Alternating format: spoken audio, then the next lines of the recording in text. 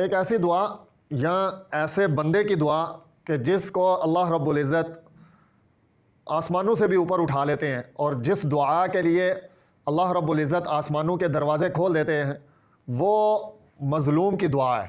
اس لیے کہا جاتا ہے کہ مظلوم کی بد دعا سے بچنا چاہیے، مظلوم کی ہائے سے بچنا چاہیے۔ آج کل انسان جو ہیں وہ اتنے سخت اور اتنے ظالم ہو چکے ہیں کہ ان جیسے لوگوں کی بد دعاؤں سے بھی انسان جو ہے وہ بالکل نہیں ہچکچا رہے۔ اور اللہ رب العزت مظلوم کی بد دعا یا مظلوم کی دعا کے متعلق اللہ رب العزت فرماتے ہیں کہ میں ضرور تمہاری دعا قبول کروں گا، اگرچہ کسی وجہ سے کچھ دیر ہو جائے۔ اور ایک ایسی دعا جو اللہ رب العزت ضرور قبول فرماتے ہیں وہ حاکم عادل، یعنی ایسا حکمران کہ جو انصاف کرنے والا ہو، اللہ رب العزت اس کی دعا کو بھی ضرور قبول فرماتے ہیں۔ اللہ پاک ہمیں عمل کی توفیق عطا فرمائے۔